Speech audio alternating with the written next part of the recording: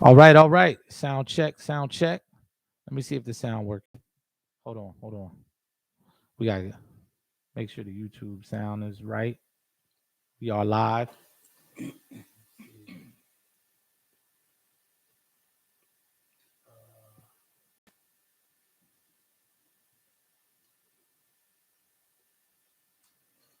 Check, check, check, check, check. Yo, yo, yo, yo. Pick and roll podcast. Let me see if the notification pops up.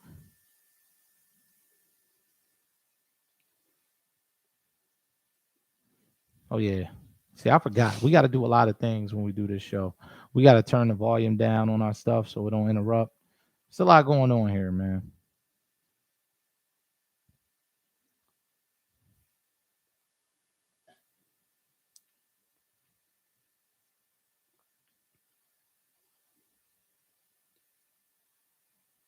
All right, let me see. Let me see.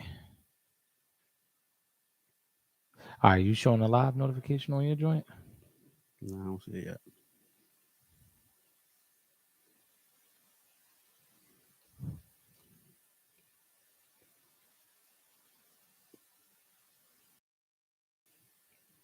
Check, check, check, check, check.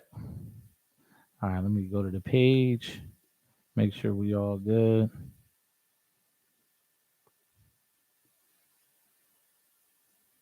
Yeah, it says we live. All right.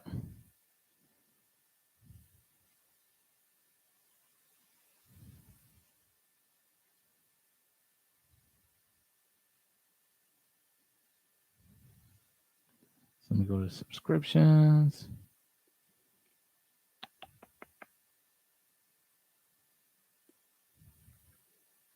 Yeah, we got sound, man.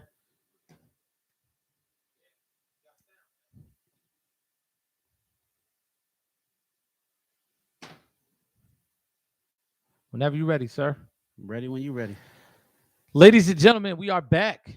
Pick and Roll Podcast. While we go on YouTube and we share this to Facebook, the other place you can find us, Indio Media Group. We are back. Episode 21. It's really season 2, though. We took a little break. You know, there was a lull in sports once the NBA was over, once the Olympics were over, once the major tennis tournaments were wrapping up at the time. We just felt like it was a good time to take a few weeks off. But we're back doing what we love to do. It's me, your boy Chris, and I'm here with Super Dave. Super Dave, man. Super Dave. Wrapped up one league, getting ready to start another. Yeah, man. Shout out to the town, man. Another championship on our turf. I get it. Back to back. Yeah, man. If you don't like it, do something about it. Put a team in. Play some good basketball. That's it. All right. Put your big boy pants on. Yo, man, I got a confession to make though, man. I'm getting close to retirement. Yeah. Yeah, man. Yeah, man. The pain management. I I don't know if I have the time or the desire to get back in good shape. I don't know. I'm still trying to figure that out. I think I know I got another season in me. That's it. But I don't know. This could be my Paul Pierce farewell Your tour. farewell tour. Yeah, but it's gonna be with Draymond screaming from the sideline. They don't love you like that. That's what they're gonna be yelling at me. Who you think you is, Kobe? You Yeah, ain't Kobe? You ain't Kobe. They don't love you like that. That's what they're gonna be saying to me, and it's cool. I don't need the basketball though. I didn't gave the game everything I have, which ain't much. But yeah, man, I don't know, man. So I'm gonna dedicate this next 2-3 weeks and then really get back in shape. And I really want to explore coaching, man. You know, I'm really like player coach anyway. Yeah. That's really my role, man. I just like to see people realize their full potential, and I like for people to understand a different perspective, man. So you know, I like working with younger players and really getting them to explore their game, and you know, leave them with a little bit of wisdom. Yeah, ain't nothing wrong with that. Yeah. Speaking of wisdom, man. Um, let's start off with the NBA, right? NBA training camp kicks off in another couple of weeks. This time is flying, but the NBA is back with their normal schedule. Last year was a pandemic schedule. Everything was condensed. It was a late start. So the championship ended a month later. But they're back on regular time now. So training camp is coming up mid to late September for all of the teams. And the preseason is right around the corner. Like first, second week of October. Um, I guess we got to talk about the biggest story here. Ben Simmons in Philadelphia. That's the biggest unresolved issue. We've already talked free agents and the draft prior to the break last season, but this Ben Simmons story is the one that's not going away. Right. So to give people a little backstory, Rich Paul and his reps met with the Sixers reps and informed the Sixers that Ben Simmons would like to be traded. Mm-hmm. And there's been 100,000 different rumors. I don't want to sit here and go through them all because there's too many to name, and a lot of them are bogus anyway. They're bogus trades. Yeah. But in your opinion, well, how do you see this playing out? First, let's start there. How do you see this Sixers Ben Simmons situation playing out, knowing that we're 2 weeks away from the preseason and training camp, and there hasn't been a trade yet? Well, I've told you on a number of occasions that if they do make the trade, they're gonna lose in the trade. I think they overpriced themselves. They priced themselves out because I think Golden State was willing to do the deal for 2 draft picks. Yeah, but Philly wanted 4. So Golden State. If I was gonna say, I wouldn't even I wouldn't have laughed or nothing. I just hung the phone up. You know what I mean? I just think like that's where it's at with the Sixers. Like they're not gonna get what they think they just going to get in any trade. So I just think whatever team calls with their best offer, I think they just should pull the trigger. Here's my thing. I don't think that they priced themselves out of stupidity or ignorance. I think they're doing this just to show Ben who's in control, in that the best way for you to get out of here is to come in here and shoot jump shots and play your value up so we can move you for Dame Lillard, because that is the only player that makes sense for us. And that's the only situation where a superstar is absolutely not going to survive the season there. Right. With the way the West is looking, Dame Lillard's not going to be there the entire season. So I think Daryl Morey is saying, look, yeah, I'm going to field offers. I'm going to start high because that's how you negotiate. Yeah, you're supposed to start high, yeah. Yeah. And teams are like, no, well, I'm going to come in low because he doesn't want to be there. The X factor is the control factor that the Sixers have. He just signed a max deal. He's got 4 years left. You know, the Sixers aren't in any rush. They're not pressed to have to do anything with What's him. left? 165, something like that? Yeah, 165 million. And there's not a lot of teams that can even take that right now with the salary cap being what it is. Mm-hmm. You know, like they'll have to gut their rosters. It really doesn't make sense for 30 other teams. Was it 30 teams in NBA for 29 other teams to even trade for Ben Simmons? There's only one team that makes sense, and that's Portland. Mm-hmm. Because if you're going to take a franchise player and somebody that's going to have the ball in their hands and make other people better, it's got to be the 25-year-old kid. Dame is 31, man. I mean, Ben Simmons came out and said he's interested in the 3 California teams. Yeah. There's 4 California teams in the NBA, but he's only interested in 3. That was wild. But I think the Lakers were definitely off the table. I think Lakers that's are definitely, because there's nothing the Lakers have to offer that the the Clippers, I don't think the Clippers have enough pieces over there. And then Golden State offered you a deal, but you turned it down. Yeah. So I don't know where you turn. I just heard Cleveland is interested in Ben Simmons. Yeah, but Colin Sexton, that's not realistic, right? Like, because you're looking at potential, right? Mm-hmm. If Ben Simmons does shoot, you have a superstar, you know, a perennial elite player. Colin Sexton will probably never reach elite level. He's never going to be that. And it's just like the Sacramento Kings rumors with De'Aaron Fox. De'Aaron Fox will never be an elite player. Elite. We're talking about James Harden, Kyrie Irving, Steph Curry, Chris Paul level. So you're I don't think he's ever going to be a franchise cornerstone. So you're gonna pretty much like the 25 points you average, you're just like those empty points, empty calories. And look at the situation. The Sacramento Kings haven't been in the playoffs since 2003. They're a perennial loser. Mm-hmm. Kyle Lowry used to put up monster numbers out there. Back with Jason Thompson and Kyle Lowry never played for. Well, was it Kyle Lowry? Who was the guard that was out there with like Jason Thompson and not Kyle Lowry? I'm drawing a blank right now. I remember the Kings in like 07 through 09. They had a bunch of players like I know. that I used know. to go out I there. know Isaiah Thomas was there with Jason IT was Thompson. there. IT was there. Someone else was there. I'm Wasn't Darren Collins in there? possibly. You know what? We're gonna look this up. We need Stat Boy that used to be on Partner Interruption. Yeah, we need one of those. Yeah, we definitely need a Stat Boy. But what I'm saying is, you know, and Kyle Lowry is kind of that player, right? Mm-hmm. He's a good. He was a good NBA player, but he was never elite, right?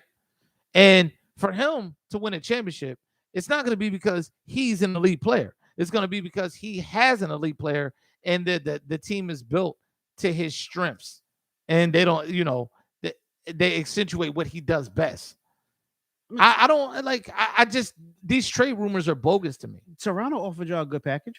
What was the package again? Pascal. Okay. No, I'm not. Toronto didn't offer it. This is what the Sixers wanted. Yeah. Pascal, Fred VanVleet, I think OG Anunoby, and I believe 2 picks. And I don't even think that makes sense because none of those guys are even all-star caliber players. I don't think Pascal Siakam is an all-star caliber player. We've seen absolutely nothing since Kawhi left. But I'm with you because when they gave him that nickname Spicy P, I was like, he doesn't deserve a nickname. You don't get a nickname. Yeah. Richard Jefferson never had a nickname. Right. So on the Warriors. He only or the Cavaliers. Only was able to do numbers in the playoffs because the focus is on Kawhi. Yeah. So, but I do think if that trade would have happened with him with Embiid, he might be able to put up numbers because he's not the main focus anymore. That's weird. Like, I could see Pascal Siakam for defensive matchup reasons and length and, all the physical traits. But your problem, you have one thing with Ben Simmons, you're going to have to make sure you're replacing the shot creation for others, which Fred VanVleet is a starting caliber NBA point guard, but he's an average NBA player. Mm-hmm. OG Anunoby, a defender. If he reminds me of anybody, it's like a Mo Harkless type of guy, right? Like he's a hustle man. He does what he has to do, but there's nothing remarkable about it. Mm-hmm. And this is the problem you're running into with Ben Simmons, which is why I'm in agreement. But you don't think them 3 guys could equal up to the production that Ben Simmons was giving you? I'm gonna say no, because numbers wise, yes. Oh, I mean numbers wise, yeah. But if I'm playing against the Brooklyn Nets, right? That's what people got to look at. Mm-hmm. There's Harden, Kyrie, and KD. Does Pascal Siakam mitigate Kevin Durant? No, on the defensive end. Nobody's gonna do that. But out of the lineup that you would have, he would have to guard KD, and then can Pascal Siakam, in your opinion, get down and guard Kyrie Irving? No. But Ben does. Right. Now look, let's say you do that trade. Okay. So then you can put Pascal on KD. Okay. I'm not saying he's gonna stop him slowing down, but just matchup wise. All right. You could put him on KD. You could put OG on either Harden. Well, we got Danny Green. We got other guys still on the team. You Thibault. Thibault, defensive extraordinaire. You could put Thibault and Anunoby on Harden and Kyrie. Okay. But then where you guys would have the advantage is they wouldn't have anyone to guard Embiid. I thought you was gonna say VanVleet. I was like, yo, man, show's over. We're out of here. They wouldn't have anybody to guard Embiid. Nobody to guard VanVleet. I don't think nobody in the league can guard Embiid. No, I think Joel Embiid's unstoppable. Yeah, he's. I keep saying he's this modern day Shaq. Well, yeah. Well, because he's the only one that by himself raises the level of the team from garbage to competitive. Like, right. Yo, it's a legit playoff team that can get out the first round without a Ben Simmons. Interesting stat about Joel Embiid, and this is why the Sixers, I think, need to shift their focus. He has the highest per 48 PER, player efficiency rating, in NBA history, even more than Michael Jordan and Wilt Chamberlain. And when they went back and did the advanced stats, Joel Embiid is the most efficient player for the amount of time he plays. Because one of the things that's remarkable is his numbers are insane, and he doesn't play the full load of minutes that a Jokic has to play to do it. Right. Embiid gets his in 32 minutes. Jokic has to play 44, 42 minutes to get the numbers comparable to Embiid. Well, with Joker, was that this past season? Well, no, I'm just talking about typically. Typically, Yeah, Joker plays more minutes because he doesn't have to be low managed. Yeah, the way Embiid does. Yeah, and I think Joker played a lot of minutes last year because Jamal Murray got hurt. Oh yeah, so of he course. had to play those minutes. But yeah, as far as Embiid can go, that's how far the Sixers can go. Yeah, I think I was gonna say one of them has to go, but it's clear that Ben Simmons has to go because now he's talking about something he's gonna hold out. Like, but here's the thing: if you're the Sixers, your roster is pretty much filled out. Yeah, and you can tread water and actually win some games and have a solid record without Ben Simmons. Yeah, I don't think like they're gonna fall off a cliff and be the Orlando Magic all of a sudden. No. So stand pat, show them who's in control. Yeah, without Ben Simmons, the Sixers in the East are still a top 4 team, but you're clearly outside of the top 3. Yeah. At that point, yeah. It's we're talking about Brooklyn. Mm-hmm. We're talking about in the East. We're talking about Milwaukee, of course, the defending champions, and that's pretty much it. And yeah, those are the only teams that I would say that will definitively have an advantage over the Sixers with Simmons sitting down and them playing. Yeah, that's it. But if I'm the Sixers, I say, look, Simmons is eventually going to have to fold, right? Because he's not going to get what he wants. You have 4 years left on your deal. Mm-hmm. I would play chicken, and I think Daryl Morey is the kind of GM he may have to play high stakes chicken and get Ben to come back in there and say, look, we'll get you out of here if you start shooting. Mm-hmm. Simple as that. Because Ben can say what he wants, but if he gets traded tomorrow, it's not going to be to a good situation. No, it'll be. I would not. Once they said the Cavaliers were interested, I would not be surprised if he got shipped to Cleveland. The dude wants to live a Hollywood life. Why would you want to? Sacramento's not it. Cleveland's not it. I even heard Minnesota. Minnesota's not it. I don't like, and it's the question. So let's get into the Rich Paul thing, because there was a report that Rich Paul was demanding that he and Maxey have to leave now. He wants all of his clients out of Philly. Right. And then we also know it ties into the Nerlens Noel thing. Mm-hmm. Nerlens Noel is accusing Rich Paul of not fielding. After he obtained his services, he left his agent and didn't get the deal he wanted after he got hurt. Certain teams did want Nerlens Noel on solid contracts, and Rich Paul wasn't fielding those calls because he didn't take priority within Clutch Sports. Right. Do you think Ben Simmons is being advised properly? No. I don't think he is. I don't think he is. I don't think he is, because this is clearly a situation where for a team, even a bad team is going to have to gut their future in the short term to come get you. Yeah, because like you said, nobody in the NBA has that kind of money to absorb $165 million. Right. Like, nobody really has it. And we gave you that. The Sixers gave you that superstar contract in the hopes that they could trade you for another superstar because salaries have to match. Mm-hmm. So it's a value thing. And I don't think he's being advised properly. I mean, they made the comments after the playoff game. It was the heat of the moment. But honestly, it's just like, Ben, to say that the organization didn't have faith in you and you don't feel like they're all bought in and on board with you. They just gave you $200 million almost. Fam, listen to Charles Barkley, man. Yeah, man. Just go out. All they're asking you to do is round out your game. And it's not hard. And it's wild because the late great Kobe sat there and you've seen he said, listen, Ben, get a jump shot because you don't want to look back and say, man, I wish I would have got a jump shot. Kobe left us with so much, man. Kobe left a lot of jewels on the table. And I mean, look, the summer workout videos, they're all cool, but the best thing for Ben to do is to come, and the best thing for the Sixers to do is to stand pat. We are not taking back junk, NBA junk, a load of NBA junk, because honestly, we already have our role players set.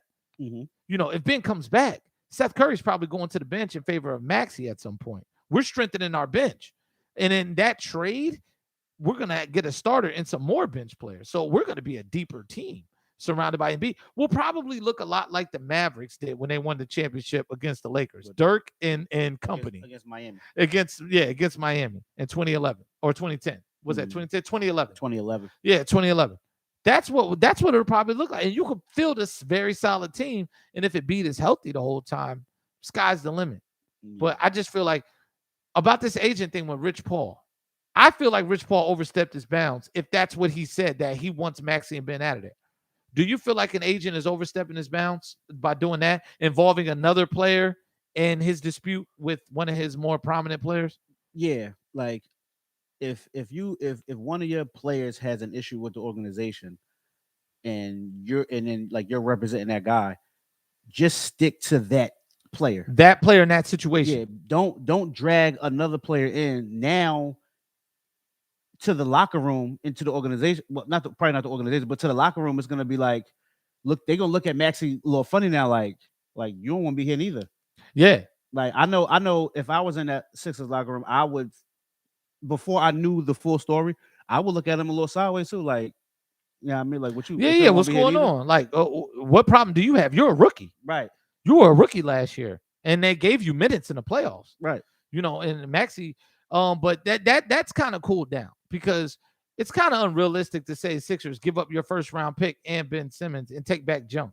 That's overdoing it to me in the other direction. Mm-hmm. So this is what I'm saying. I feel like the Clutch Sports thing needs to be resolved, right? The NBA already has a problem with player collusion, right? Because we're seeing it in LA.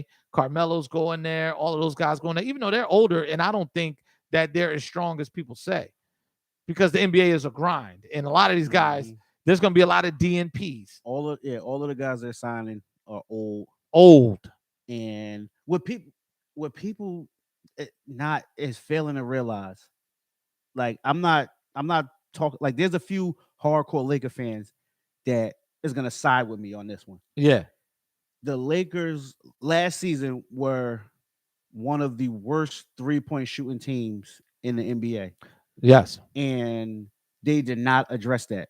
They didn't get any shooters. So now when I said that, someone told me, oh, Kendrick Nunn shot 40% from the three. Wayne Ellington shot 40%. Yeah, you can shoot 40% from the three when you don't take that many attempts. Exactly. Yeah. By midseason, Wayne Ellington's going to be shipped out. And if you're looking at the roster, when are these guys going to be getting in the game? Then they just signed Rondo and DeAndre Jordan. And Malik Monk.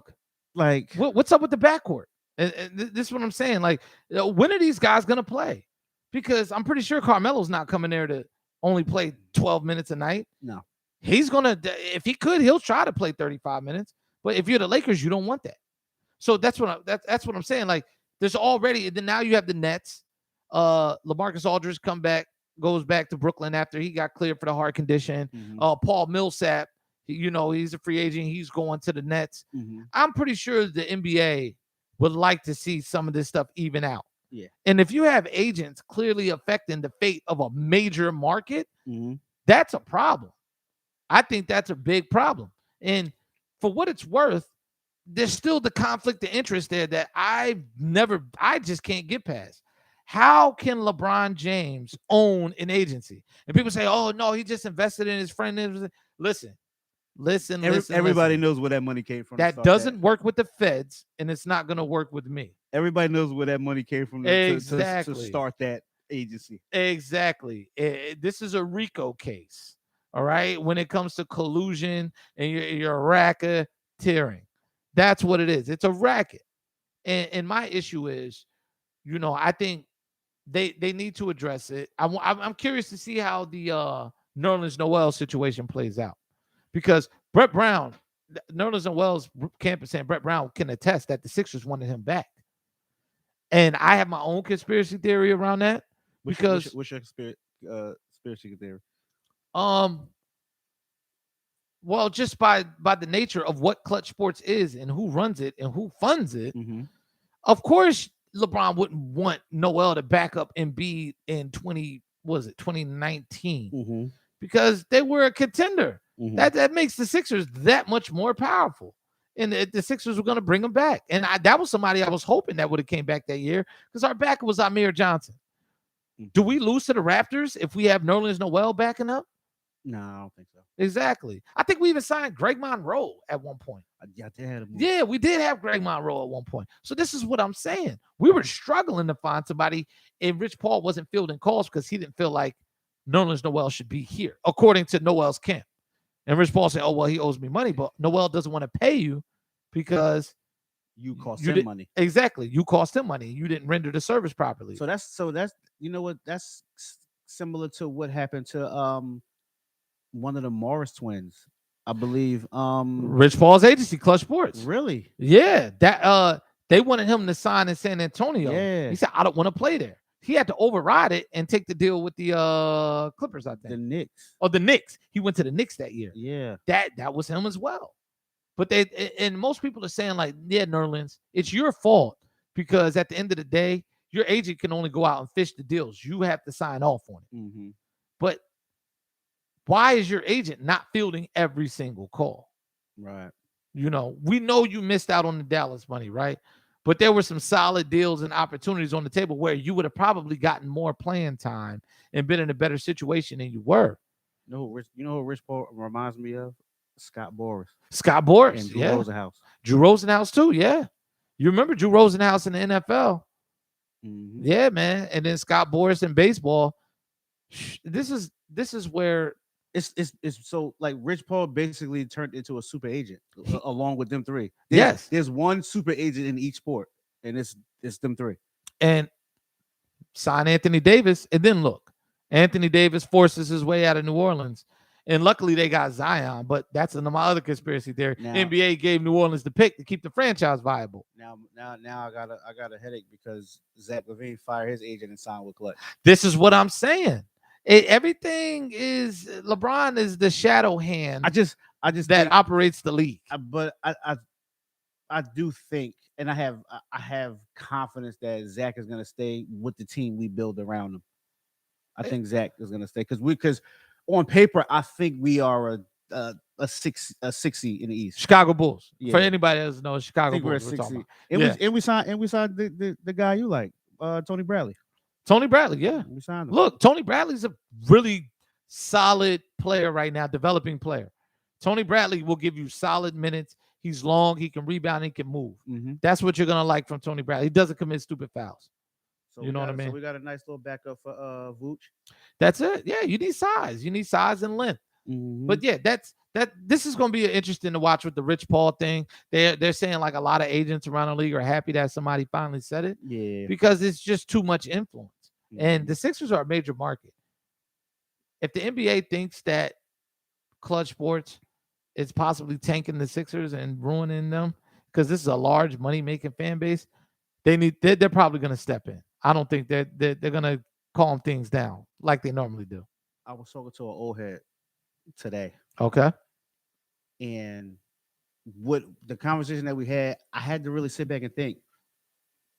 The major sports in Philly, baseball, basketball, football. Yeah. Has there been a top-notch free agent that was like, I want to go to Philly?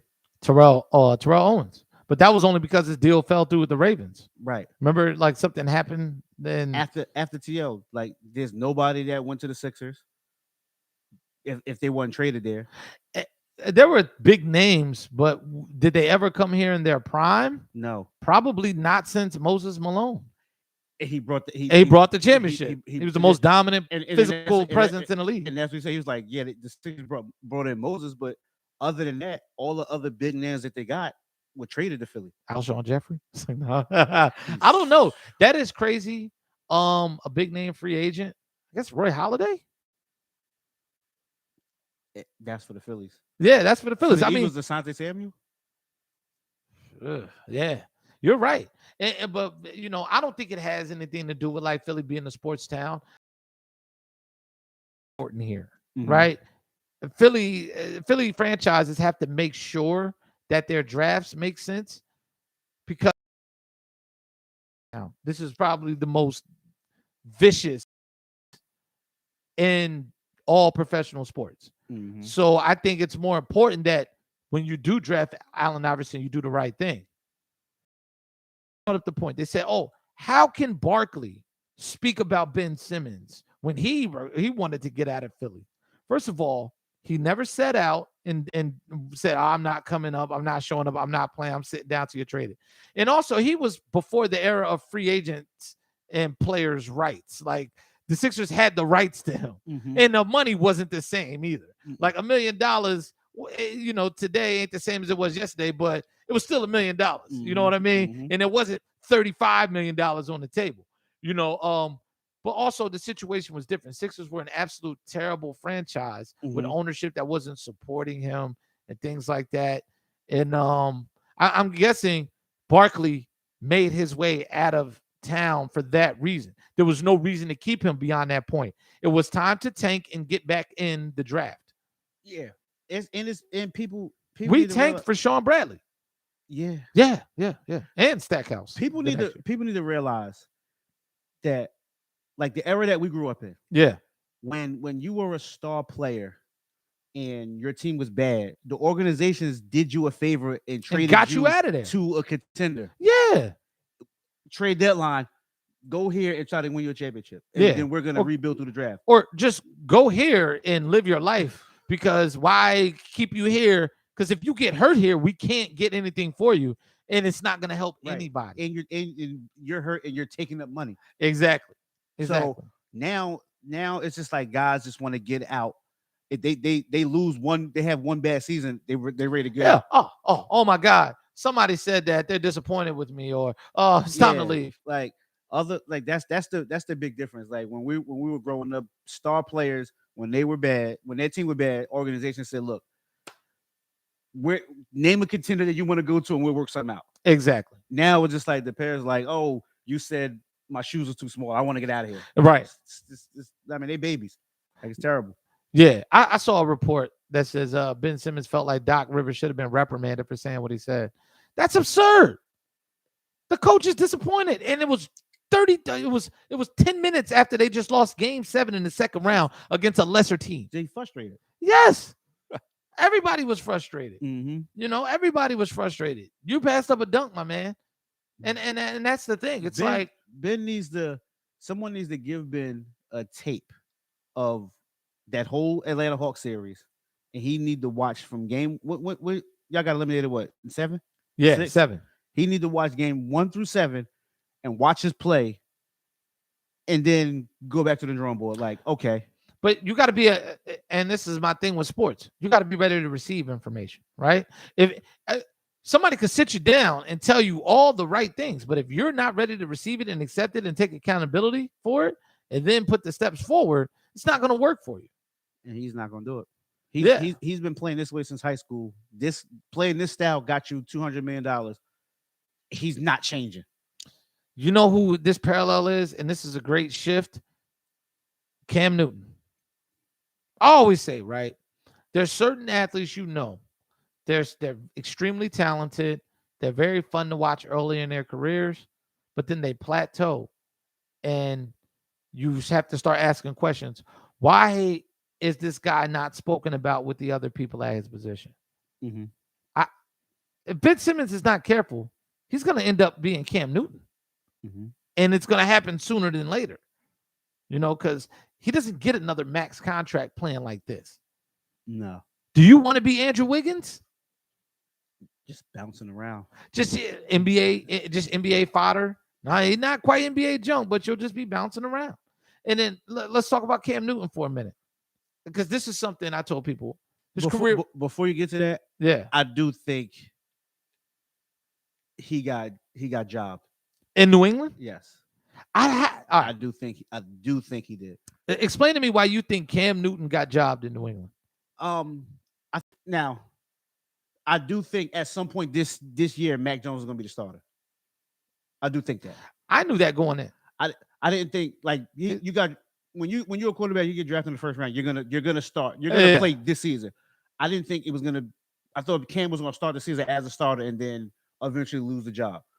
But where I say he got jobbed was the little fishy 5-day COVID thing that he had to do when Bill Belichick didn't even know. He was like, it was a big misunderstanding on why whatever happened. Those 5 days cost him reps. Mac Jones was taking reps with the first team, and then it went on from there. I will agree with you that is when Cam lost the job, because it was clear that Mac Jones was in more command of the offense, and the opportunity was there for him to accelerate his learning process. So I'm pretty sure they told him, you got 5 days, take care of it. But I don't think it's something the Patriots orchestrated. I think that was just the NFL regulations where they forced him to sit out, because a couple other people had to sit out too this preseason. A couple people tested positive, a couple people were contact traced. The Buffalo Bills, Cole Beasley had to sit out, even though he didn't actually have it. He's unvaccinated, and he had to go through 3 straight days of tests after sitting out 2 or 3 days. Mhm. So he had to do his 5 days with a bunch of receivers and stuff like that, and a couple of tight ends. So, quick question. So I don't think they set that up. I just think it Question. was the perfect opportunity. Yeah, if Cam starts the season as a quarterback, Okay. we all know when you draft a quarterback in the first round, that quarterback is going to play sooner rather than later. Right. If looking at the Patriots schedule, I don't have it up right now, but they got a pretty easy schedule. Okay. Got the Dolphins first week, which is not easy, but The Dolphins are highly overrated. Yeah, But go but ahead. Belichick is going to toy with Tua. Yeah. Then they got the Jets week 2. I know that for a fact. Yeah. So if New England would have with Cam, if they would have started off 5-0, 4-1, how far do you let Cam go? I think Belichick knows Cam's limitations and that the team can only go so far with him in there. And then there's also a report by Rob Ninkovich. I read it on I think SI.com. Rob Ninkovich says Mac Jones was teaching portions of the playbook to Cam Newton. And that ultimately played in their decision. And I'm one of those people that don't doubt it. Cam doesn't strike me as a cerebral quarterback. I'm not saying the guy doesn't know his position, like compared to the average person, or he might be above average, but the Patriots run a notoriously complex scheme, and it's extremely detailed, and there's a lot of moving parts to it. We saw Ocho Cinco fail. Sometimes the guys that are talented don't quite get New England because there's a different way you have to approach the game. I don't think Cam thinks that he needs to work on his game. I think he's just at the point where he's saying, I am who I am, and you want me for me or not. Mm-hmm. And that's where it is, because he's the same quarterback, in my opinion, he was when he came in. The only peak of his career was that year where they had this stellar defense and they had the running game. The Super Bowl? Yeah, and the NFC was notoriously weak that year. Mm-hmm. And they got unceremoniously smacked in the Super Bowl. And Cam has never been close to that ever since, because the team hasn't.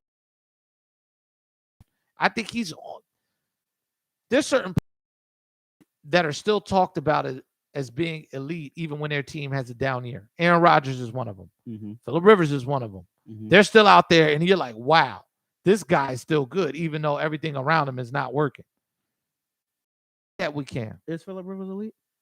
He was elite at one point. Yeah. Going to AFC championships, going deep in the playoffs. You know, look, they just couldn't get over the hump. LaDainian Tomlinson, they were a LaDainian Tomlinson injury from possibly going to the Super Bowl in the mid-2000s. So, yeah, I think it was always hard for San Diego to get to a Super Bowl because they always had to go through Pittsburgh or Peyton when he was in New England. Yeah. I mean, Indy. And they always had to come east. Yeah. Yeah, they always had to come east. It was always hard for him to get over. Well, speaking of Phillip Rivers, right? Last year, Phillip Rivers was a better quarterback than Cam Newton, and he was done up. His arm wasn't really there anymore, but his mind allowed him to outperform Cam Newton. And that's where I think a lot of these younger quarterbacks are now. I don't see him getting a job. You don't see Cam getting a job? No, definitely not. And also, too, not getting the COVID shot. What team is going to risk? If they don't think this guy's responsible and is going to follow the necessary precautions, what team is going to risk not having him for 2 weeks? That's another reason why I think New England said, hey, if you get sick, we can't go without 2.5 weeks without our starting quarterback. Yeah. It just made too much sense to me. Now, do I think Mac Jones is ready and that he's going to come in and be an immediate supreme impact quarterback, like drive them to the playoffs? Do they have an outside chance to get the playoffs? Yeah, but it's about building this first year in New England.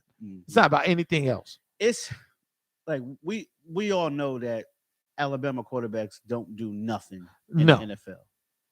Roger Staubach, not Roger Staubach, Kenny Stabler, and Joe Namath. That's it. You got Alabama has 3 starting quarterbacks that's going to start week 1, and there's doubt in all 3 of them. All 3 of them. Tua got benched 3 times last year. Yeah, and then now there's no Fitzpatrick to save you. No. That was crazy. Jalen Hurts is not it. Nope. That's why they went out and traded for Gardner Minshew. Eagles fans, 2-15. Tell me today. Shout out to my man Drew. And I'm gonna make sure he watches this podcast. He told me the Eagles are gonna have a top 10 defense this year. Really? Look, he's a bodybuilder now. Mm-hmm. You know, I was like, yo, what is in your supplements? Are your supplements legal? I want to know, because that is wild to say that they're gonna have a top 10 defense. Yes, there's not one top end talent player on that team. What, Darius Slay? Fletcher. Oh, Fletcher Cox is still there. I love Fletcher Cox, but he's long in the tooth. Yeah, best years of long behind him and Brandon Graham are getting up there. Yeah, they're old. And I said, they're not even they're the 3rd best division in their defense, and that's arguable. Dallas might be better than them this year. And Dallas this year, and Dallas was historically bad last historically terrible. And then the Eagles. See, my whole problem with the Eagles, and this is going to work our way into our NFL predictions. We're going to talk about each division, both conferences, what our predictions are going to be for the season. But with the Eagles, you told us that you're comfortable trading Wentz and you're giving the keys to Hurts. So you trade back in the draft. Then when all the hype comes up about Trey Lance and Justin Fields and all that, you try to trade up and get that pick back, which was stupid because you had to give up more than you got, for moving back. And then you say, oh, well, no, we weren't going to do that. Jalen Hurts is there when everybody's calling you a liar. So then now, toward the end of the preseason, you trade for Gardner Minshew, who is a capable starter, who's been started in the NFL. I haven't seen one vote of confidence action by the Eagles for Jalen Hurts since the whole Carson Wentz thing went down. And Jalen Hurts has not taken one preseason snap. This is what I'm saying. I don't think they want Jalen Hurts starting. People was like, oh, when a quarterback doesn't take a preseason snap, that don't mean anything. Right. It doesn't mean anything because Aaron Rodgers didn't take one, but it's Aaron Rodgers. Yeah. He could roll. He could go from Jeopardy and go to week 1 and not miss a beat. Aaron Rodgers can roll out of bed like Willie Mays Hayes at training camp and locate a ball down the field because he stays ready and he's legendary.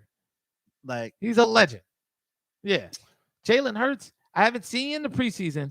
We saw you last year. You had one decent game, and then once the film was out on you, it went downhill. Yeah, he had a decent game against the Saints. I honestly think Joe Flacco is the reason why they also Joe Flacco was there to eventually take over for Jalen Hurts. But then I think they saw Flacco in the preseason with this team, and they said, we're going to need someone else because Flacco's a statue back there, and he was getting rocked in the preseason. It's going to be a long year. It's going to be a long year in Philly, man. I don't think they're honest with the fans. I don't think they've been honest with the fans at all. They have $30-something million in cap penalties just from the Wentz trade alone. 32. Yeah, $32 million.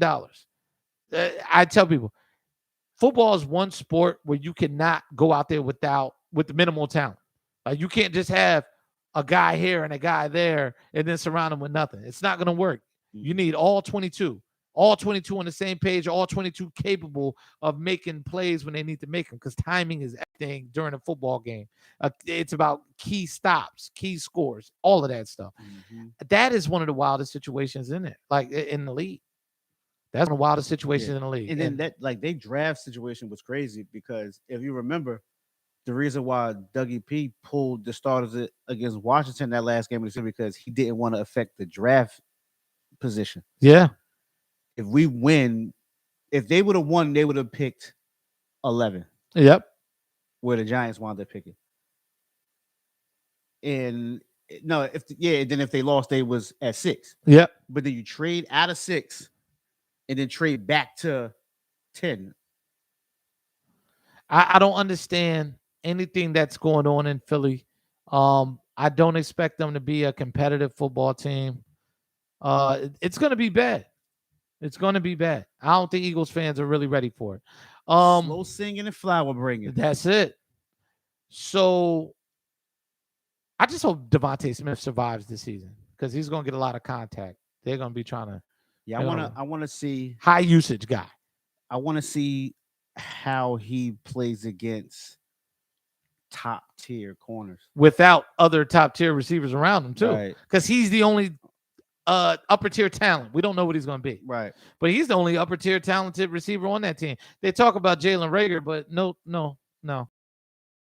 He's just fast. He's not. Yeah, it's average football player. Okay, let's talk about our predictions. Right, this is where we stand on what we say. We're from that era where, look, we're going to ride with our predictions. We're going to talk about it. And what I'm going to do is break it down division by division. I want you to tell. I'm pretty sure we're going to disagree on a few. Oh, of course. I want you to tell me how you think these divisions are going to finish out, top to bottom. And I'm going to start with the AFC West. All right. You have the Chiefs, Broncos, Raiders, and Chargers. The Los Angeles Chargers. Order that division. Kansas City 1. Chargers 2. Mm-hmm. Broncos 3. Raiders 4. Oh, Raiders 4? Yeah. They were almost in above 500. They were a couple games away from being in the playoffs last year at one point. I think they have the 4th best quarterback in that division. And then that's gonna play. Teddy Bridgewater's there in Denver, right? Yeah. Yeah, I like Teddy B, and that's the kind of guy that you need to. Yeah, I understand what you're saying. Denver gonna play some defense, and Teddy is not gonna. They just need Teddy to not lose them the game. That's what, like, my Giants. We played Denver week 1. It's gonna be a nice test. I'm gonna go Kansas City 1, of course, but I'm gonna go Chargers 2, but they're going to have some shootouts with KC. Yeah. Because they can rush the quarterback, and Justin Herbert is letting it go. Yeah, he can put points on the board. Yeah. And those are going to be probably the most fun games to watch at 4:00 this season. Mm-hmm. I'm going to go Raiders 3, and I'm going to go Broncos 4. But I think they're going to have a respectable record, the Broncos. And this is going to be step 1 towards getting back. Mm-hmm. So that's the AFC West. Let's go to the NFC West now. We got the Rams, Seahawks, Cardinals, and we have, I am drawing all kind of blanks tonight. No, I said Rams, Seahawks, Cardinals, and 49ers. Right. Rams, Seahawks, Cardinals, 49ers. Who do you got? I got the Rams winning the division. Rams winning the division. All right. I got the Rams 1. I got 49ers 2. Ooh. That's big time. Yeah. Explain. 49ers at 2. Because the 49ers were only bad last year because they lost about 5 defensive starters. They were decimated by injuries last year. Now they're getting all their defensive starters back. Plus Josh Norman. Plus one of the easiest schedules in the league. Yeah. So I don't think it's going to be. I think we're going to see Trey Lance sooner than later, and I think Matthew Stafford going to the Rams pushed them just maybe like a game over the Niners. I got 3 and 4 is going to be tough, but I think I'm gonna go with the Cardinals 3 and Seahawks 4. I'm not mad at this list, but it's crazy because every team in that division could make the playoffs. They all have the potential to be a playoff team. Yeah. I'm gonna go Rams 1 because I think Matthew Stafford is. You're finally gonna get to see what the Rams offense should look like with Matthew Stafford. He can get the ball down And the they field. got Sony Michelle. And Sony Michelle too. That was a big pickup. I picked him up in Sneaky, fantasy. sneaky. Yo, that was sneaky big move. Number 2. I feel you on the Niners. And I think they're going to be in the area of solid to good. But I think they're going to get edged out by the Cardinals at number 2. Now, before the preseason, I thought the Seahawks would be number 2. But I don't think they've made enough moves to make me comfortable. And I can kind of see what Russell Wilson, why he's been a little beside himself out there about what's going on with that team. I think, but he's got to just go through this next cycle and build back up again for his last big contract. So, they're just in a down. They're in a lull with the way the West is built up. But the games are going to be competitive. I got the Niners 3 because, yes, they are getting people back, and they do have a phenomenal defense. I think Jimmy G plays well. I don't think you'll see Trey Lance and I guess a full starting capacity, but they'll bring him in for certain packages and stuff like that. So I think that's what's going to happen there. But I think they get edged out by the Cardinals, who I think either barely get into the playoffs or narrowly miss it. Because I understand you picked up J.J. Watt, you picked up A.J. Green. As the season wears on, these older guys who have battled through injury, they get old by about week 9, right? And now there's 17 games this year too. So that's an extra game of wear and tear on a really old team that Kyler Murray around. And there's just something, I don't know if Kyler Murray, first of all, I don't think A.J. Green and DeAndre Hopkins complement each other. I think they're very similar in a lot of ways. They're up there in age, and they're not explosive, right? Now they have some speedy receivers, but when you put those two guys on the field, you have to throw them the ball. Like your team is not going to survive if these guys aren't getting it right, especially DeAndre Hopkins. So yeah, that's where I'm at with that division.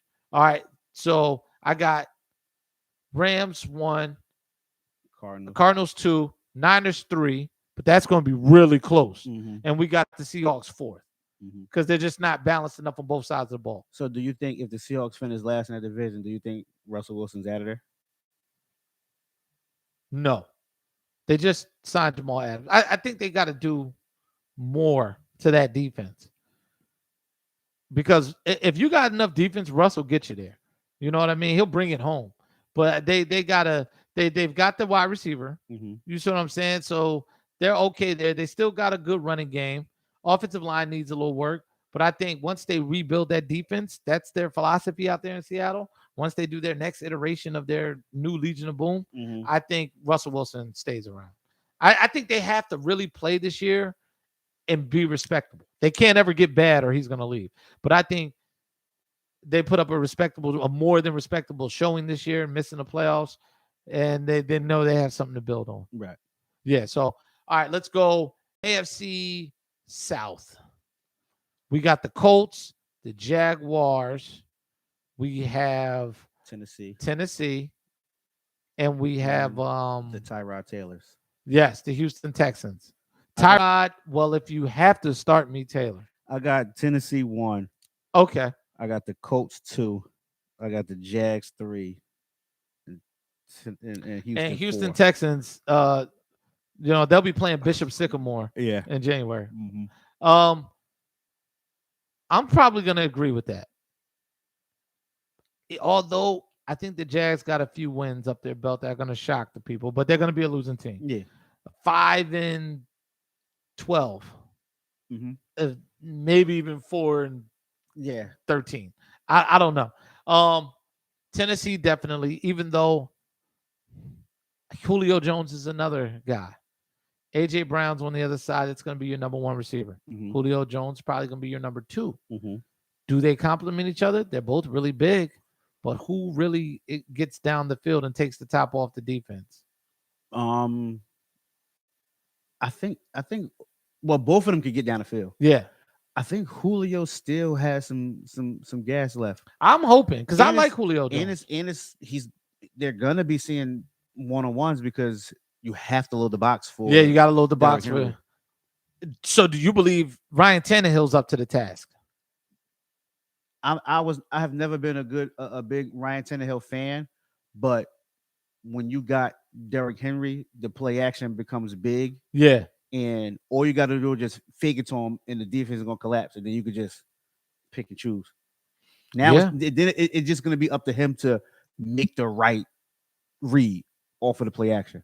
I think though there's a very underrated team in that division. That's the Colts. They have some injuries. T.Y. Hilton's down for 6 weeks. 6 weeks on the IR. But I don't know. I think Carson Wentz may have some really good games in him. He's back with his coordinator. He's back with the guy. So that's what I'm thinking. Like, I don't know. I don't think it's enough to overtake Tennessee. I'm very interested. I do think to they watch. split though. They split those games. I think they split. Indianapolis is a tough place to play. Yeah, I think they split. And it's become that lately because they play a very tough style of football. What's gonna only way I think the Colts get that division is if they find a way to sweep Tennessee. If they get both of them games, then I think they'll win the division. But I think it's gonna split in the Colts. Tennessee's gonna get it. And we both agree that the Texans are not worth talking about. No. Yeah, Tyrod Taylor, you survived another year. NFC South, we have Saints, Panthers, Buccaneers, and you have, help me out today, man. My mind is shot. Saints, Panthers, Buccaneers. Who's the fourth South team? Who the hell is the other South team? Are they that bad? Atlanta. Oh, yes, they are that bad. All right, Atlanta number 4. We agree there. That's why I'm like, yo, it's been a long night. It is 11:50 at night. Yeah. We got a late start today. Yeah. We're both gonna agree that's Tampa. Tampa, yes. Tampa. New Orleans 2. New Orleans 2. Close. Carolina 3. Yeah, I don't think there's much to say there. Yeah, but yeah. And then I'm curious to see Sam Darnold. Yeah. And Christian McCaffrey. Mm-hmm. Sam Darnold's a very mobile quarterback. He's not, your read option guy, but he can make some stuff happen with DJ Moore. DJ Moore and Sam Darnold's back with his guy, Robbie Anderson. Yeah, man. Look, they might have some exciting football, something to build on down there. But I don't think they're a playoff team. And I see them at 3. And Sam Darnold gets the Jets week 1. Oh, I didn't even realize that. I might have to flick back and forth, man. I might put that on the phone. You know what I mean? While we're watching the Bills and the Steelers. So, all right. So we both agree Atlanta's not even in the conversation. Mm-hmm. I'm curious to see Kyle Pitts too. Anytime somebody's heralded as the next Shannon Sharp, Tony Gonzalez, Antonio Gates, I want to see this. Yeah. Because they have no chance of competing. From what I saw in college, he's the real deal. He's the real deal. Okay, we'll see it. We'll see it, man. So we did AFC South, NFC South. Let's go AFC North. This is and we kind of touched on this Sunday when we met up. I don't want to change my pick because of the injuries that they just had, but I got Baltimore 1. Okay. Cleveland 2. Pittsburgh 3. Bengals 4. I have Cleveland number 1. Yeah. I mean, they've loaded up. Mm-hmm. Odell is back. That's why I have them at 2. Odell factor. See, that's the thing. Mine's is totally dependent upon Odell being a good citizen, which after the career he's had, I'm not so sure he's going to be a good citizen, man, because Baker Mayfield just seems to elevate without Odell being there, without having to feed that big mouth. But Cleveland is the most balanced football team in that division. To me, they have the most talent on both sides of the ball. They got a defense that comes to play. Yeah, and they added Jadeveon Clowney. Even though I think his his contract says what he is. His most effective years are behind him. I only say that because when was the last time Jadeveon Clowney had a good season? Yeah. When J.J. Watt was on the other side. That's true. Now he has Myles Garrett on the other side. So, yeah. But yeah, they're the most balanced team, and I'm a firm believer in Baker Mayfield. I think he takes the jump this year. I think the Ravens take a step back to number 2 in the division. They just signed Le'Veon. Oh, they just signed Le'Veon Bell? I think Le'Veon Bell's done. I think he's shot. I think. Go ahead. Finish it. I know. I think he's shot. Once he lost that explosion, it just, that ability to come to a dead stop and then turn up. I think that was it for him. Mm-hmm. Are the Bengals worth talking about? Joe Burrow's going to be interesting, but no. We're not going to spend too much time on the Bengals. And the Steelers, I think this could possibly be their first 500 or losing season in a long time. Mm-hmm. You got TJ Watt. He's doing a sit-in. It's the wildest thing. He's not sitting out. He's showing up, but he's not doing anything with the team. He's only doing individual drills. Mm-hmm. He's like, I'm not practicing with the guys, doing any of the formations or anything. I'm working with trainers over here. Yeah, I'm staying ready. Exactly. Over his contract. So, and I just think we finally see the end of Ben Roethlisberger. We didn't see that last year? I mean, I think it's been the end of Ben Roethlisberger for 3 years. Yeah. 4 years. I thought they should have moved on from him a long time ago. He should have followed Eli. Yeah. Bye. if Phillip Rivers come on, Ben. He's going to. I think here's my thing with Baltimore and Cleveland. Yeah. Cleveland, I think, is the Odell factor. Yeah. I think when Odell's on the field, quarterbacks feel it's their job and their duty to get him the ball no matter what. It's crazy, man. And I think because I saw it a few times where someone scored a touchdown and Odell was pouting.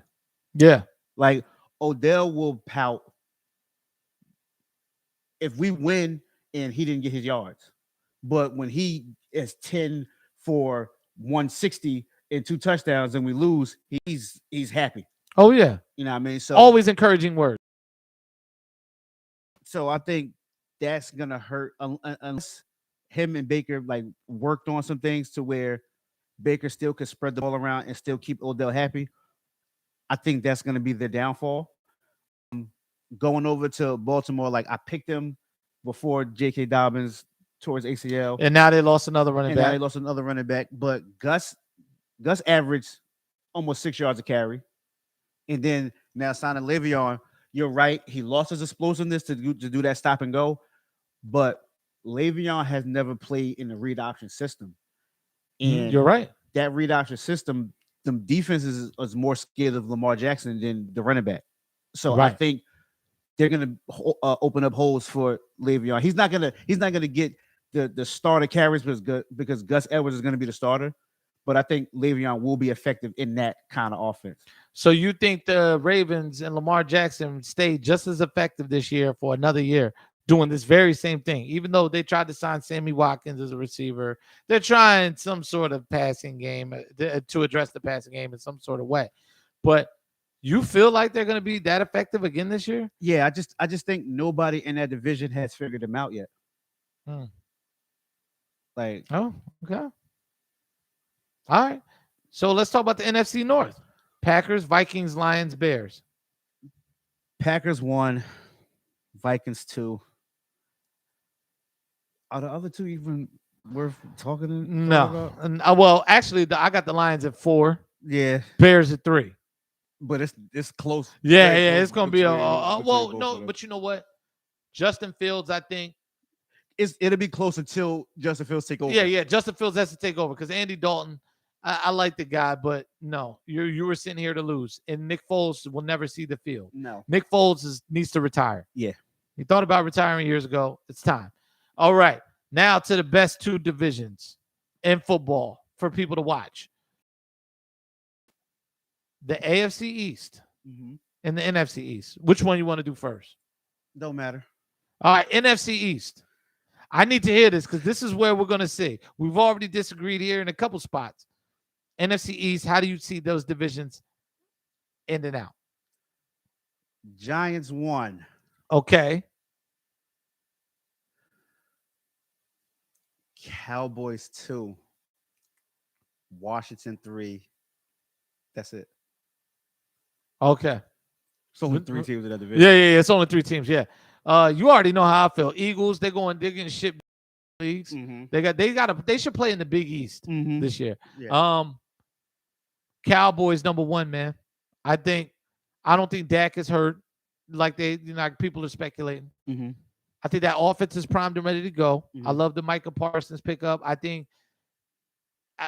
they compete very close too with the Giants this year, who have a better defensive unit than they do. Mm-hmm. And it's really up to Daniel Jones how far they go. But I got the Giants at a very close too. Mm-hmm. Giants wild card football team. We've already talked about this. I think the Giants are ready, especially when Saquon gets back to full speed and back into the rhythm of the team. I think that's going to help a lot. I got the Redskins at 3, but I expect highly competitive football from them. Mm-hmm. Ryan Fitzpatrick is going to inspire Redskins fans to buy tickets again, and their defense is going to be stellar. Here, I'm gonna break down why I chose the 3 that I chose. Yeah. I'm gonna start with the Redskins or the football team.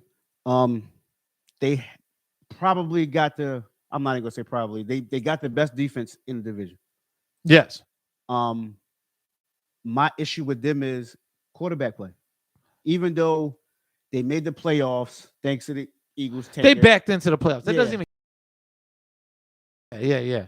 Now they got somewhat of an upgrade in Fitzmagic, but my thing with that is, 1, he's never played in the playoffs. 2, every time he's on a team that has expectations, he messes it up. Playing in Buffalo, you had a chance to make the playoffs, he pissed it away. There were a lot of things wrong, but yeah. Played with the Jets with that good defense that Rex Ryan had. Last 3 games of the regular season, pissed it away. Even lost to Buffalo the last game of the season to try to get into the playoffs. Yeah. Miami didn't do anything. They got Tua. Even when didn't he play for Tampa? Well, he Didn't do did have anything. Miami in position to make the playoffs last year, but Buffalo put the stomping down on them. Every time Fitzmagic has high expectations to do something, he turns into the journeyman. It's interesting, man. It's interesting. Now I flip-flopped with the Cowboys and the Giants. I flip-flopped. My only issue with Dallas is one, I think Dak is full 100% go. Yeah. My issue with Dallas is if they could fix that defense from last year, they got the best quarterback in the division, they'll win the division. But that defense was so bad last year, and then they pay all that money on the defensive end, and they don't get no pressure on the quarterback. I think that's holding them back is the defense. As far as the Giants concerned, it's Daniel Jones. If he could just, I agree, keep not turn the ball over as much, and Saquon get back into full go, we got Daniel Jones all the weapons that you can get someone. My defense is top 10. I think we can do it. I think we could win a division by a game, or us and the Cowboys are tied, but we get the tiebreaker or something. Something like that. I think you're neck and neck. I think we'll get that. Yeah. And a sneaky stat, even though the Redskins got the best defense in the division, Daniel Jones is undefeated against them. That is wild. That is a wild For stat. some reason, we sweep Washington and then split with the other 2. And then if we win a couple games out of conference, we could get Dallas by a game. That's my breakdown of the East. And Okay. I'm not even gonna mention. We're not talking about it. We already given the Eagles enough airtime. We're not talking about losers this podcast. All right. We're going to focus on teams that have a chance. Mm-hmm. All right. So now we're talking about the AFC East. I got Buffalo 1. Okay. New England 2. Miami 3. And then the other green team 4. Yeah. And I'm the same. I think we agree. For the first time since I was 6, the Bills are ready to go to the Super Bowl. I honestly think I think Josh Allen has ascended. What I saw in that preseason game was next level Against the Packers. Yeah. I I mean, watched a little bit of that. it He picked him was. apart. I mean, in 9 for 9, he was just in total command of everything. This is without Stephon Diggs on the field. Mm-hmm. He's become the guy who's elevated the receiver, not the big receiver elevated the quarterback. No, yeah, that happened last year, but I think now Josh Allen Turn the page. turned the page. He Mhm. built on that. I just think we're so balanced on both sides of the ball. We address D line. We're younger, we're stronger, we're faster, we're bigger on the D line. We're healthy on both sides of the ball. I just think that there's the clear cut number one. I think New England's number two. I think they're a French playoff team. Mac Jones is going to learn, but he's going to struggle because one of the things is you have Jonnu Smith, you have Hunter Henry that works, right? For your two tight end set. Who's your number one receiver still? That's a question. And then this running back by committee. We know how New England, what they want to do is run the ball and play defense and grind it out, which is going to be cool. And I think it may get you a game or two above 500, but you may not make the playoffs in the AFC. And I got Miami number 3, but I think they're going to be a lot worse than what people are saying. I understand what you're saying about defense, but just like Jalen Hurts, what have you done to tell me that you believe Tua can win you some critical football games and take you to the next level?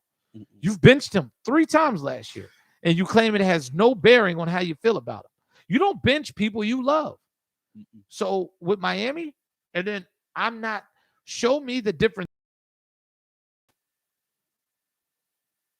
Hold on, it says it's reconnected. All right, cool. We're almost done. But Gaskins, the running back, he's decent. Show me the difference makers when you're going up against Buffalo and New England, who spent all the money in the world on their defense. It wasn't even the fact that New England spent money on their defense. They getting guys back from COVID. Who opted out last year. Dante Hightower and a lot of that. But I just don't. You can only play so much defense. At some point, you're going to have to put points on the board. And I just think they're a year away. Yeah, this isn't the 2000 Ravens where you could score 10. Trent Dilfer could get you 10 points. And win the game. Bill Belichick's great, but listen, there's firepower in a lot of teams in the NFL this year, and he's going to have to run into them. You know what I mean? So, this is going to be pretty interesting, man. A pretty interesting season, but I think my Bills, man. This is the first time where I'm coming in. I'm like, the window is wide open. Bills go 6-0 in the division. I could see that. I agree. I just don't think. I think Josh Allen is a top 3 player in the NFL at this point. I'm looking for him to continue a lot of this week. I actually expect us to blow the Steelers out the water. I expect that too. Yeah, I expect that too. So, for the Cowboys fans, what do you think happens Thursday night, tomorrow night, or Thursday night against the Buccaneers? They lose by 200 points. All right, there it is. There it is. You heard it. Shout out to B-Mac. Dallas Cowboys Nation. I picked y'all to win the division, though. I think Tampa is like 14 points better. 14 points better? Yeah. And Dallas is playing without Zach Martin. Yeah. He's in the middle of your offensive line, and then you got to deal with Sue and Vita Vea. Yeah. So yeah, man. Tampa, man. They're another balanced football team. NFL's I'm just so glad football's back. Yeah, man. It's gonna be a great season. I don't think COVID has as much impact. I think they know what to do now, so I think they'll be all right. There'll be some guys, but I don't think it's gonna have the impact that it had last year, especially on the schedule. Super Bowl pick. You know what? I'm just gonna say my Buffalo Bills finally see the Super Bowl this year, and I honestly can't tell you. They may play the Rams. Yeah, I got Buffalo over Kansas City in the AFC Championship. I got Tampa over San Francisco in the NFC Championship. Tampa over San. Oh, you got San Fran going to the NFC Championship. Yikes. And I got Tampa back-to-back over Buffalo. I think Buffalo and KC definitely get their rematch this year in the playoffs. I think it's in Orchard Park. I think so too, because the Kansas City, they made some moves, but that AFC West is no joke. Yeah, That's a better division top to bottom than the AFC East, if you ask me. yeah. Because there's not one truly awful team in that division. Mhm. And I don't know. I mean, it's hard to duplicate this for a fourth year in a row in Kansas City. Or for was it third year? Yeah, For a third year in a row. That's one of the toughest things to do, man. I think y'all get the AFC Championship at the crib. Listen, man, I'm jumping through a flaming table. I'm lighting the If table. we I'm go lighting it on fire. light it on fire, I'm talking get the kerosene out, the lighter fluid. We could do it right out here in the backyard. We could do it in the parking lot at No, Orchard we're Park. doing it at your parents' crib. Yeah, at my parents' house. Yeah, I'm jumping off the top of the car through the table, through the flaming table, man. This was a great episode, man.